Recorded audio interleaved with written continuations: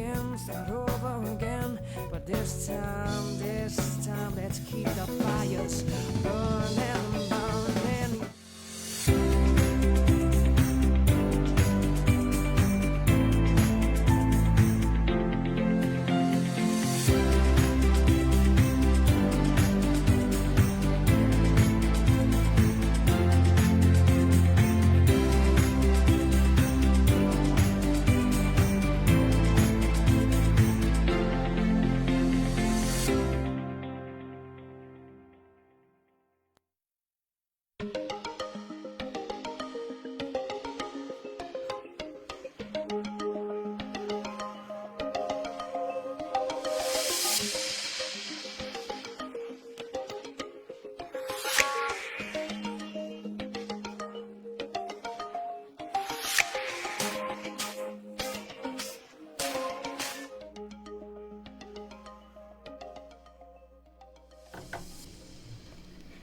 So ayan, good morning mga karadyo. Muli pong nagbabalik ang aming programang Wanna Know, your weekly dose of gender power, kung saan po ating pag-uusapan ang mga gender roles, societal expectations, and yung mga development initiatives na humuhubog sa ating komunidad at sa ating buhay. Ito po muli ang inyong lingkod, Alagad Tin. At ako naman po ang inyong alagad mula sa Applied Communication Division. Ako po si Noel. Ako naman po si Alagad Rocky. So ayan, before po tayo mag-proceed sa ating programa ngayong umaga, Alagad Noel, meron ba tayong mga nais batiin dyan? Ayan. Of course, binabati natin ang buong Filmec community ng isang good morning po sa ating lahat. And binabati din po namin ang aming Director 4, si Dr. Jonicio G. Alvindia. Of course, our Director 3, Sir Joel V. Dator. Our Interim Director for Extension, Sir Elijah Davalos. Interim Director for Research and Development, and also our GAD Executive Committee Chairperson, Dr. Nelson C. Santiago, and all of the MANCOM members, syempre, and our GAD Focal Person, Ma'am Bess G. S. Magararu, at sa lahat po ng ating Gender and Development Technical Working Group members, at sa lahat po ng mga nakasubaybay on air and online live sa ating Facebook page na Radyo Agri 90.1 Filmec. Yes, alagad atin. So ayan, before tayo ngayon dumako sa ating mga technical na pag-uusapan, meron pa tayong segment kayong umaga na tinatawag na Magandang Balita na ihahatid sa atin ni Alagad Rocky. Ayan, para po sa unang magandang balita, ngayon pong linggo, nagkaroon po tayo ng awarding noon pong first Monday. Ika-6 po ng Enero, ginawaran natin ang ating ibang Filmec project implementers na nagmula po sa God Focal Point System. Nagbigay po tayo ng 2 award sa most gender responsive projects noong nakaraang Hagadaga PYME. Ito pong 2 projects na ito ay ang biobanking of stored product arthropods ng Food Protection Division at ang development of Adlai Grain Moisture Meter ng Agricultural Mechanization Division. So ayan, if I may add po, sa FPD po, ang ating mga project implementers doon ay sila Mr. Bernie Roderos and si Mr. Angelo De La Fuente. And sa AMD, ang ating mga project implementers ay si Engineer Arlene Joaquin and Engineer Richard Avila. So congratulations po sa ating mga proyekto na na-awardan ng most gender responsive project. So inaasahan po natin dito sa God Focal Point System na mas maparami pa po itong mga proyekto na ating awardan ng mga ganitong recognition. So, para naman po magbigay tayo ng konting recap sa nakaraan nating episode, kung matatandaan natin nung November 28, yung nakaraang episode natin ay ating tinalakay ang Republic Act 9262 o Anti-Violence Against Women and Their Children kasama si Police Major Vinya T. Rocafort ng PNP Muñoz, kung saan sinagot niya ang ilang mga katanungan tungkol sa nasabing batas. So, ang episode natin na ito ay parte ng pakikiisa ng ating ahensya sa observance of the 18-day campaign to end violence against women na ginanap natin mula noong November 25 hanggang December 12. So, with that, dadako na tayo sa ating topic for today's episode. Alagad Noel? Yes, ayun nga no, alagad Rocky. So, ako nga din yung kasama nila Ma'am Badette and ni Police Major Vina noong nakaraang episode natin. So, mahigit na rin, no? Isang buwan na rin yung last episode namin. So, ayan mga karadyo Agri, hopefully ay subaybayan nyo pa rin ang aming programa ngayong taon na ito kasi marami pa tayong mga pag-uusapan in the future. And ayun nga pala, update lang din no, Alagad Teen, Alagad Rocky, and sa mga nakikinig online sa ating live, ayan na ang bago na nga po nating schedule ng program natin na Wanna Know, your weekly dose of gender power, ay once a week na lamang po. Yan po ay every Tuesday, 10 to 11 pa rin po ng umaga. Ayan. So, kung babalikan natin yung mga programa, yung mga topic natin, no, lagi natin ding nababanggit itong mga terms na ito.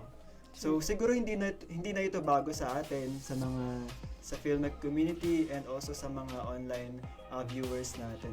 So, ang topic natin ngayon, ito nga yung difference between sex and gender. So, defining sex and gender. So, ano nga ba ang mga terms na ito? So, sa dalawang term na ito, kadalasan ay nagkakaroon tayo ng mga misconception, di ba? O mga maling akala. Yung misconception tungkol sa sex at gender ay kadalasan nagmumula sa mga pamantayan ng lipunan, cultural na paniniwala at kawalan o maling pag-unawa. So kaya nga meron tayong programa na ganito para bigyan ng awareness yung mga or bigyang linaw yung mga ganitong misconceptions. Ayan. So kaya naman upang talakayin ang pagkakaiba ng sex at gender at kung ano-ano nga ba ang mga paggamit ng dalawang salita na ito. So ayan, si Alagad Teen, Alagad Rocky ay magbibigay ng mga definition at saka mga examples kung ano nga ba ito mga terms at kung paano ba natin ito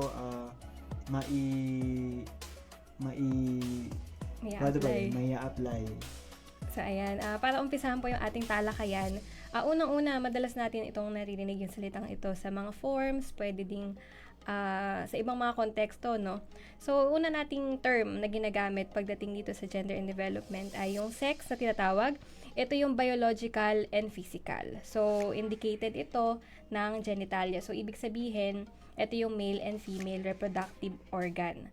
So, ito ay permanent and then natural, inborn, and yung nakapaloob dito yung mga termino na male or female pag sinabi nating sex. So, yun. Ayun. So, pag sinabi po nating sex, in universal, parang universal term na kahit saan ka magpunta, it's either you're male or you're female. Unlike dito po sa pangalawang term na sinasabi po natin na gender, it is a society's attribution to a male or a female. So, it varies depende po sa ating kultura, sa ating social class, sa time, age, religion, or race. It is also changeable over time and pwede po natin gamitin yung terms dito na feminine, either feminine or masculine. Unlike sa sex na male or female, dito po sa gender, pinapakita naman din dito yung ating gender representation and kung ano yung ating pagtingin sa ating kasarian. Ayan. So, meron pa ba tayong ibang may dadagdag Alagad Teen? So, yan. To add, ang sex ay tumutukoy din nga sa nabanggit natin kanina, biological na konsepto na nakabatay sa mga biological na katangian ng isang tao tulad ng pagkakaiba ng genitalia ng mga lalaki at babae.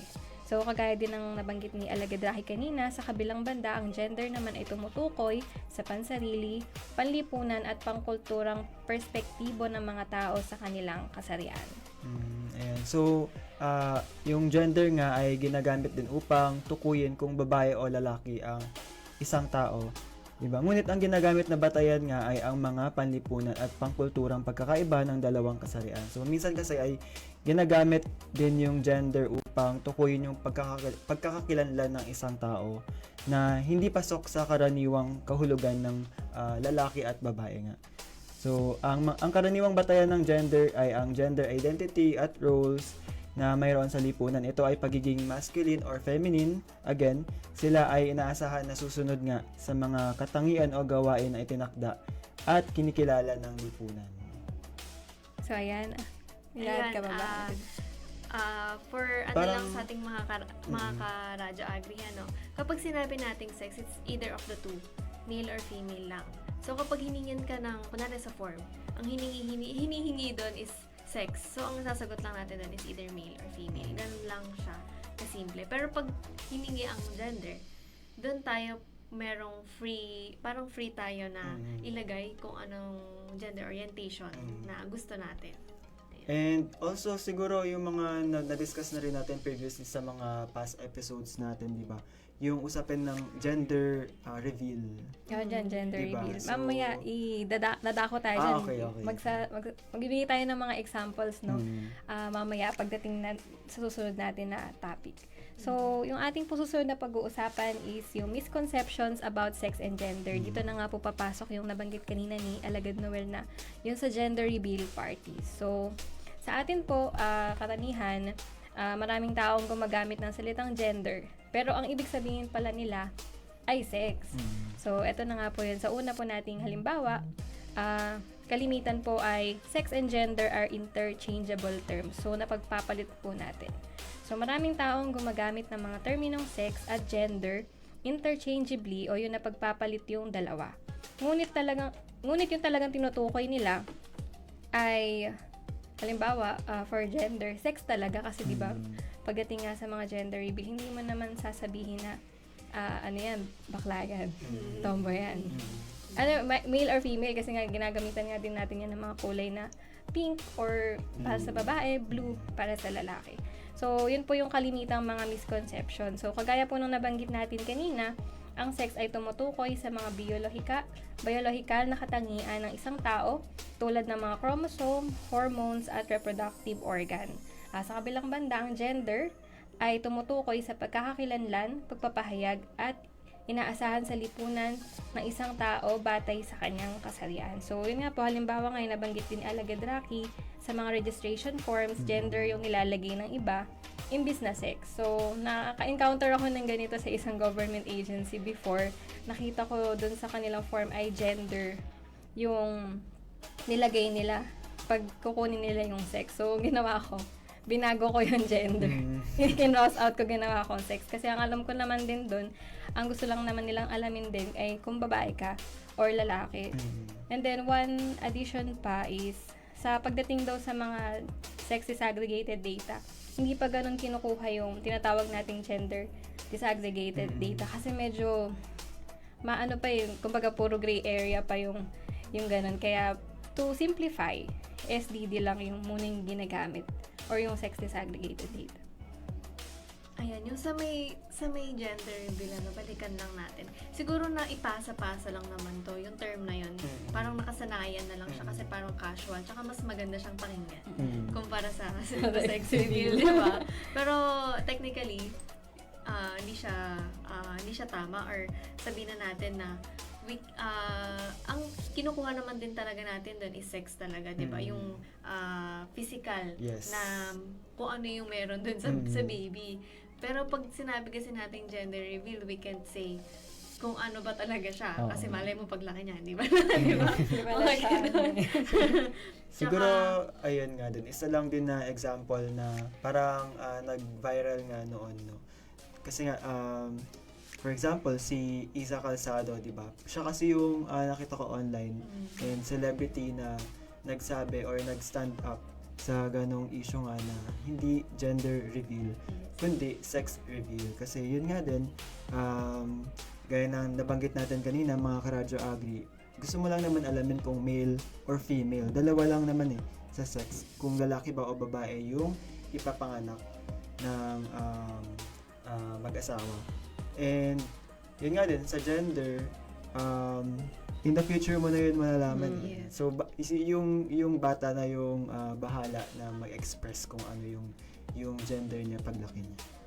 Tsaka dagdag ko lang sa gender reveal or sa sex reveal, umpisa pa lang, hindi pa siya nilalabas, nagbigay na tayo ng assumption, ganyan, di ba? At saka yung pagdating din sa kulay, sa color representation. Bakit kapag pink, girl Babae yan, agad. di ba?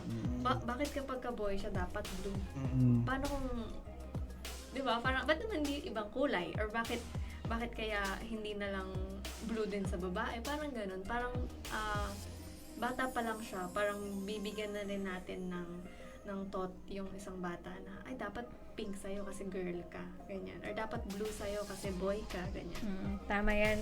So, ito naman din isa pang dahilan kung bakit nga ginagamit natin yung salitang gender reveal, no? Kasi, sabi nila, mas kadalasang pinipili yung gender reveal dahil sa casual na paggamit ng salitang gender upang tumukoy sa biological.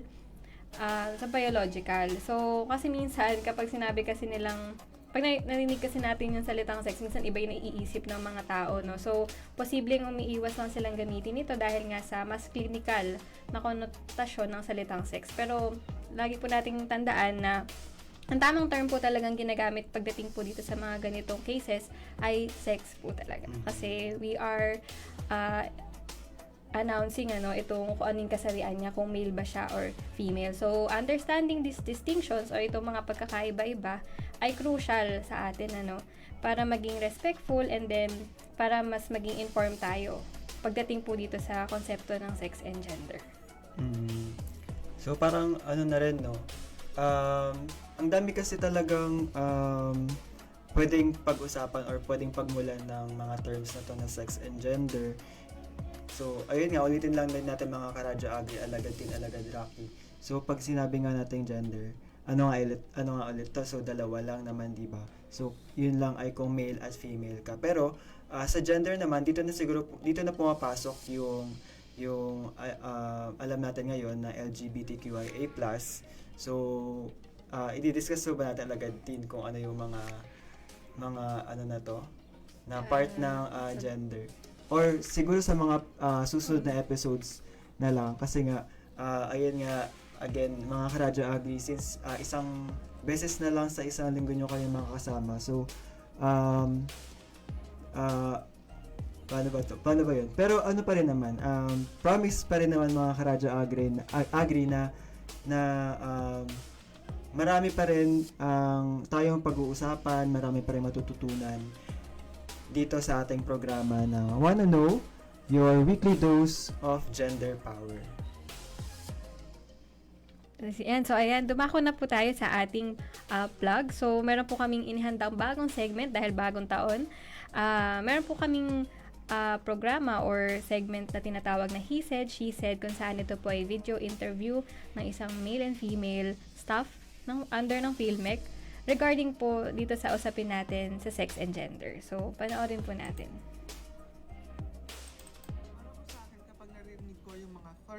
Para po sa akin, kapag naririnig ko yung mga terms ng sex at gender, unahin muna natin ang sex. Kapag sinabi natin na sex, ito ay tumutukoy doon sa mga biological or anatomical parts of a human body. It is universal. So kahit saan ka man magpunta, ang sex ay you are a male and you are a female. Pag sinabi naman natin na gender, ito ay tumutukoy doon sa mga factors or characteristics na nai-impluwensyahan ng pamilya, ng edukasyon, ng government, at ng iba pang mga institutions. Para po sa basically, yung sex, ito yung mga biological characteristics of male and female. So, pag sinabi nating sex, nade-define ng isang babae at isang lalaki based sa mga hormones or chromosomes na meron sila. Ito yung mga characteristics na what you are born with. So, nagiging lalaki ka or babae ka dahil dun sa mga reproductive organs na meron ka and other natural factors such as that. Meanwhile, yun namang gender, ito ay mga socially and culturally dictated and it can be influenced by many factors. Itong gender, it also varies between time, region, and society. Ibig sabihin, nagbabago. So, depende ito sa mga roles mo, mga personal experiences mo, sa culture, and yun nga, sa society na kinabibilangan mo. So, basically, yung sex, ito yung mga biological characteristics.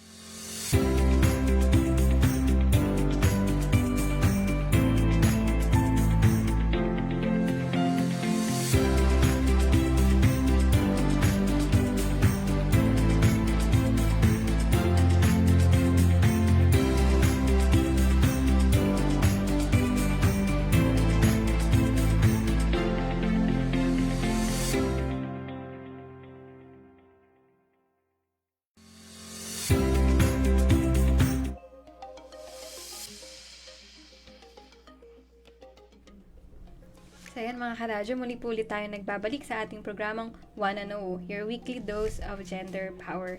So ngayon, ito bago segment ulit, magkakaroon tayo ng quiz time na itatanong sa atin ni Alagad Noel. So yung kasagutan nito ay malalaman natin pagdating sa dulo ng ating programa. So, ayan nga po, no? So, ang ating nga pong quiz time, question about today's topic is, saan nakapaloob ang terms na male and female? So, dalawa lang po ang pamimilian natin, either A or sex, B or gender. So, again, mga karadyo agri, saan nakapaloob ang terms na male and female? Either sa sex ba ito or sa gender? Ayan. So, sa mga nanonood po online, live sa ating official Facebook page, Radyo Agri 90.1 Filmec, paki-comment na lang po ang inyong mga kasagutan at at the end of our live ay i-reveal natin yung sagot kung ito nga ba ay sex or gender. Pero ano naman to, di ba? Kung talagang alam mo din yung sagot. So, ayan. So ayan, para mapagpatuloy yung ating usapin kanina patungkol dun sa misconception about sex and gender. Kanina nga nabanggit natin na itong ang dalawang termino na ito ay kadalasang napagpapalit. So, Alagad Raki, ano nga ba itong pangalawa nating Ayan, so pangalawa po nating topic, isang pangalawang halimbawa po kung bakit tayo nagkakaroon ng misconceptions about sex and gender is using sex to stereotype or assume roles. So, katulad nga rin ng nabanggit nga natin kanina, na pag sinabi natin yung sex, dapat ganito, dapat ganyan, di ba? Pag pinag-uusapan natin kung lalaki siya, kung babae siya, dapat ganito siya. So, that way, we assume roles. We assume kung ano yung capabilities niya, ganyan, kung ano yung dapat na ginagawa niya. It refers to people by their sex based on their stereotype, saying, women are naturally better at childcare, ayan po yung mga halimbawa, or men are naturally better at math. So, instead of acknowledging individual differences and abilities, nagkakaroon ng misinterpretation sa sex, kung ano yung nade-determine natin pag sinabi natin yung kung ano yung sex niya. So tama, pag may mga ganito tayong stereotype, nalilimitahan ngayon tong mga ability ng lalaki, ng babae na to explore yung other opportunities na pwede pa niyang puntahan or gawin. So halimbawa din, nasa isip nga din natin na pag babae, sa bahay, si lalaki kailangan nagtatrabaho. So, minsan may mga pagkakataon din na hindi ganun yung nangyayari. So, dapat maging open po tayo na hindi dapat batayan yung ating pong sex, yung ating kasarian, doon sa mga bagay po na pwede nating gawin or kaya nating gawin. And next naman dito yung using gender to justify actions, di ba? Parang sinasabi na kapag lalaki, when it comes to parang pag-preparation and pagpapasok sa work, mabilis yung paggalaw pagka lalaki. Pagka babae naman, mabagal kasi madami pa daw ginagawa. Kasi may makeup. And next naman nitong gender prison. So ano ba itong gender prison? So si gender prison naman yung nagkakahon tayo ngayon ng mga certain actions against gender without recognizing itong tinatawag natin na social context, kagaya nga ng it's against gender to express emotion. So, halimbawa, pag lalaki ka, bawal kang mag-express ng, kahinaan. Kasi nga, expected sa'yo ng society, ng culture, na kailangan, pag lalaki, strong. Pero, yun nga, mamaya pag-usapan din natin kung ano yung mga connotations ito, no? Kung ano yung magiging consequences ng hindi paglalabas ng emosyon. So yun, nagpe-perpetuates ito ng harmful stereotype about emotional expression related to masculinity or femininity. Relate ko lang dun sa sinabi mo kanina, Alagad, yun nga, no, sa gender prisons. Parang yung pagka kinimkim mo yung nararamdaman mo, parang yung mga napag-usapan natin previously sa mental health naman. So, ayun. May mga may mga consequences siya. Pwede siyang lumabas na rage, parang ganun. Kumbaga hindi natin kasi siya na manage ng maayos. Ayun. So, in what context naman kaya we can use gender and sex? So, kagaya nga na nabanggit natin kanina, ang sex ay typically refers to the biological attributes, again, associated with being male or female. So, these attributes include physical anatomy, hormones, and genetics. So, sa mga, ano bang mga context na pwede natin itong gamitin, Alagad Tin and Alagad Rocky? Ayan, dito muna tayo sa may sex, no? Kapag sinabi natin yung word na sex, it can be in a medical context. So, in healthcare, sex is important for understanding differences in health risks and treatment responses. So, halimbawa po dito, ang certain medication ay pwedeng maging iba yung epekto niya dun po sa kanyang biological sex. So, dun sa biological sex ng patient. So, it differs pa rin. Parang meron ding kaibahan kung biologically female or biological male dun po pagdating sa mga medical treatments. And another po is yung sa demographic studies, in census data collection or surveys, nabanggit nga ni Alagad Tin kanina, sex is often a key demographic variable. For example, sa mga government, katulad natin na government agencies, we collect data on the sex disaggregated data, diba? So, yung sex distribution of a population to understand a social dynamics. And next naman nga po, itong tinatawag natin na legal context. Laws may differentiate based on sex such as those concerning reproductive health. So, syempre, may kanya-kanya tayong pagkakaiba pagdating sa reproductive organs. Meron din tayong iba't ibang mga batas regarding that. So, for example, some laws provide different rights or responsibilities based on biological sex. Kagaya na lang natin, pwede naman din natin isama dito yung sa pagdating sa mga female, yung leave nila kapag sila ay nagbubuntis. Same din pag solo parent, same din to kapag male ka, tas pregnant naman yung asawa, meron din siyang separate na law na pwedeng nating pasukan doon. While nagbubuntis yung spouse and Yes, after yung mga anak. Ayan. And next naman, so sa kabilang banda, ang gender naman ay refers to the roles, behaviors, activities, and expectations society considers appropriate for men and women. So, una nga dito yung context na socio-cultural. So, sabi dito, gender roles can be examined in discussions about family dynamics, work, and education. So, for instance, gender norms might dictate women take on caregiving roles within the family while men are expected to be breadwinners. So, dito nga din sinasabi na kapag ganon, pagka nanganak, syempre, hindi pa makakabalik sa work. Yeah. sa work yung female spouse. And then, yun nga din, para makapag-provide yung male spouse sa kanyang family, ina-expect ng society na siya yung mag-work talaga, no? Next naman yung gender studies and academia. Ayan, so dito po sa gender studies or academia, in academic fields, discussions often focus on how gender shapes experiences and identities. So, halimbawa po dito sa gender studies, may look at how societal expectations influence career choices with women being underrepresented in STEM fields due to stereotypical beliefs. So, idagdag ko lang po, kung napanood nyo po yung segment kanina nung break sa He Said, She Said, isang interview na-interview po natin ay ang sinagot po niya na ang gender it depends sa mga social institutions. So, nabanggit nga po niya dyan yung sa family, sa school, sa education, ayun, sa religion, sa sa government, 'di ba? At saka sa cultural beliefs na depende sa nakalakihan ng isang tao. So, katulad po dito sa halimbawa dito na underrepresented nga daw po yung mga kababaihan pagdating po sa scientific fields.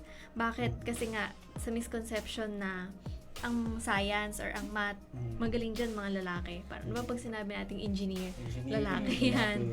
Ganyan yung mga scientists, ganyan mga kadalasan kasi is kalalakihan talaga. Pero we don't know kung marami din naman, 'di ba, na mga kababaihan ang kaya naman na mag-excel sa sa ganitong field. Yes, and napapansin natin ngayon, no, sa generation natin ngayon na madami na tayong nakikita ng mga female engineers, women scientists. Yes. And ayun nga din, dagdag ko na lang din, no, sa February 11, isa-celebrate na nga natin yung International Day of Women and Girls in Science. So yun din, isa rin yun sa mga topics na pwede natin i-discuss dito sa ating programa na Wanna Know. And yun nga din, marami na rin tayong na-encounter or nakikita sa government positions ng mga female lawmakers, mga ganyan. Yan, tama. While sa pagdating naman sa government nga na rin talagang medyo mababa pa din yung porsyento ng mga kababaihan. No? So, yung goal nga ng Magna Carta of Women na 40% na female ay hindi pa din na ma-achieve. Kasi medyo challenging nga itong i-break yung mga stereotype natin, itong mga paniniwala pagdating sa leadership. Parang dito rin kasi pumapasok yung diniscuss nga din, no, ng isang gender specialist last celebration natin ng Women's Month na pag pinag-usapan na yung discrimination. So parang nalilimit kasi yung ability or yung ability ng isang babae kapag na-discriminate siya. Tapos parang feeling niya na parang na dominated siya ng mga kalalakihan kaya hindi niya ma-fully express yung kanyang abilities. So ayun din. Na possible din nating ma-discuss sa ating mga future episodes. Yes, tama dyan, Elegant Noel. So, to continue yung ating usapan tungkol dito sa mga konteksto ng paggamit natin ng salitang sex and gender, ay susunod yung sa policy and sa advocacy. So, kanina na briefly nabanggit natin yung mga tungkol dito, no?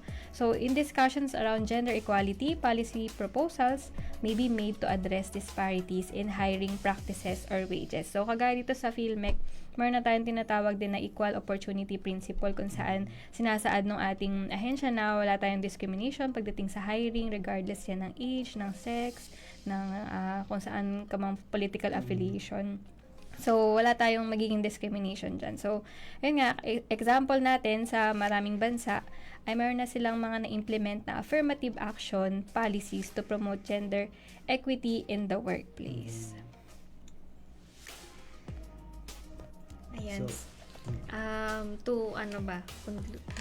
Siguro to summarize lang Ayan, ulit, to no? summarize, So, yung question nga natin kanina, in what context do we use sex and gender? So, nasabi nga natin na meron tayong tatlo dito, no? So, merong medical, demographic, and legal context. While yung gender naman, nagagamit natin siya sa mga context na socio-cultural, gender studies, or sa academia.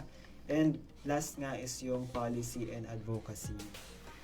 Ayan, so marami pa tayong pwedeng pag-usapan dahil broad din naman itong usapin ng sex and gender, and hanggang ngayon is marami pa rin ang nandito nakabatay sa mga misconception na to, So to summarize, ang sex is about biological differences. Gender relates to societal roles and cultural expectations. Pero both concepts are important sa iba't ibang fields, including nga yung sa healthcare, sa sociocultural studies, and legal frameworks. So each requiring careful consideration of how they affect individuals and groups differently. So, ayan, bago tayo magtapos mga karadyo, konting rundown lang po ulit ng ating mga napag-usapan ngayong umaga. So, una po nating tinalakay, syempre, yung differences po ng sex and gender. And then, yung ating mga misconceptions pagdating sa sex and gender. So, dito na nga po nakapaloob yung sex and gender are interchangeable terms or yung mga kadalasan nating napagpapalit. Pangalawa ay yung ginagamit natin ngayon yung sex to stereotype and assume roles. So, ito na nga po yung nagkakaroon tayo ng kaisipan na maaari po makapaglimita sa abilidad or kakayahan ng isang lalaki or babae. So, next po is, ginagamit natin yung sex to justify or perpetuate inequality. So, minsan nga, di ba, dahil na-undermine or medyo hindi natin ganong nabibigyan na halaga yung mga kababaihan pagdating sa workplace, meron tayong mga kaisipan dyan na women earn lower salaries because they're biologically less capable of heavy work. So, ito yung isa nating example pagdating dito sa halimbawa na ito. So, pang-apat ay using gender to justify action. So, yun nga yung kailangan niyang umalis ng trabaho na maaga kasi nga dahil sa gender niya, yung mga ganun, parang nagbibigay tayo ng mga assumptions agad. And then yung gender prisons, yun kung saan nga kinakahon natin yung isang tao dun sa isang specific trait. And then, napag-usapan din natin yung konteksto kung saan nga natin ginagamit yung sex and gender. Pagdating sa sex, pwede natin itong magamit sa medical context, demographic studies, and legal context. And sa gender, ito naman nakapaloob yung socio-cultural context natin, and then gender studies, academia, and then yung policy and advocacy. Ayan. So, sa mga future episodes siguro natin, no, ang daming pwede talagang i-relate sa gender. Sabihin natin gender and health, gender in Culture. Society, mga ganyan. So, hindi talaga natatapos yung usapin nun sa sex and gender.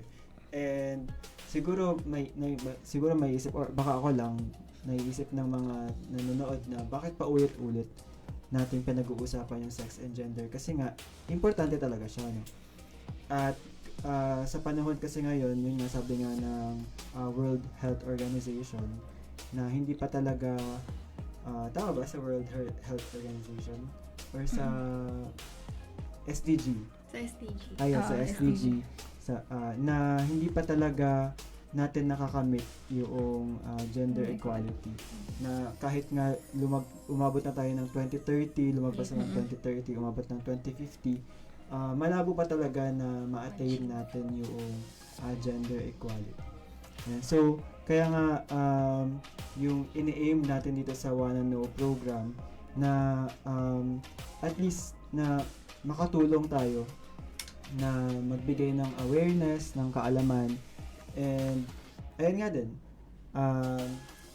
para mas malaman pa natin yung mga issues, ano pa ba? Issues,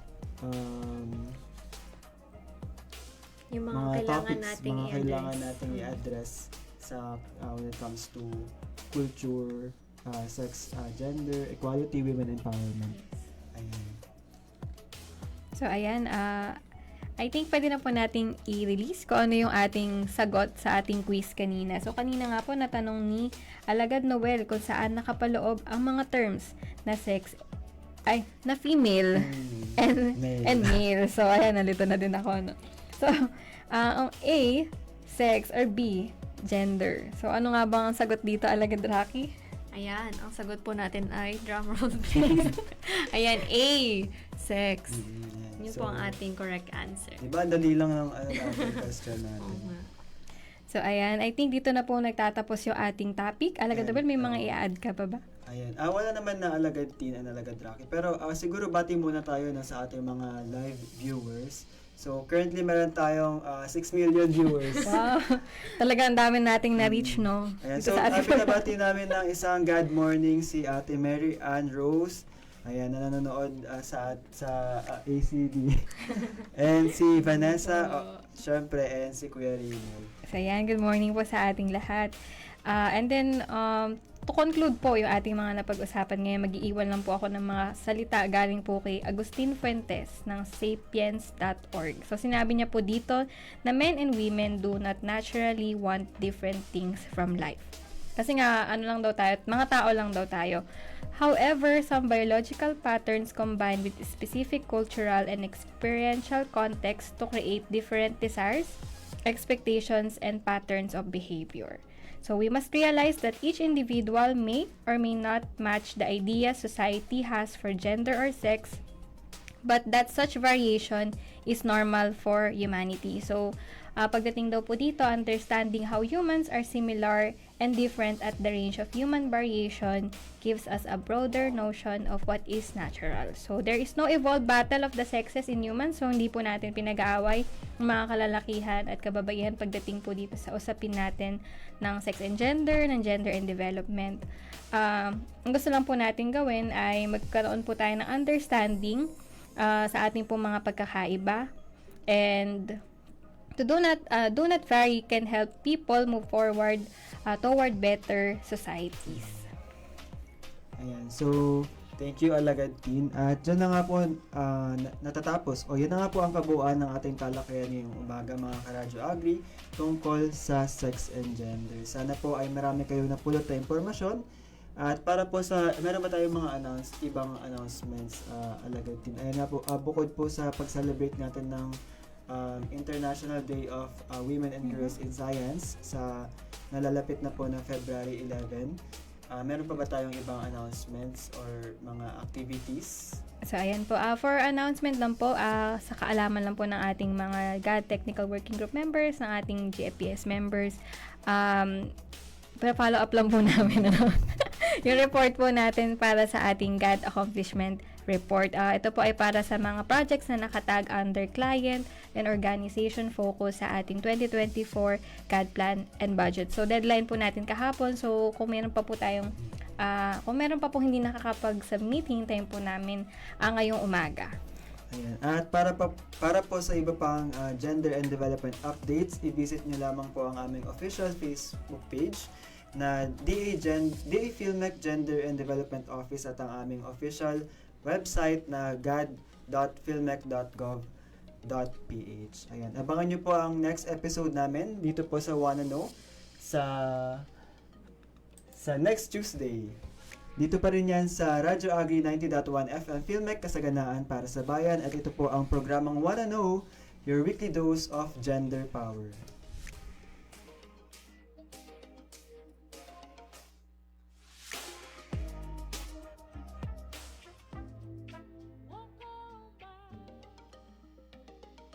Broadcasting on air and online. Radio Agri 90.1 FM Philmec. Sharing knowledge, news and information, empowering farmers through farm mechanization. Radio Agri 90.1. Secured nation for everyone.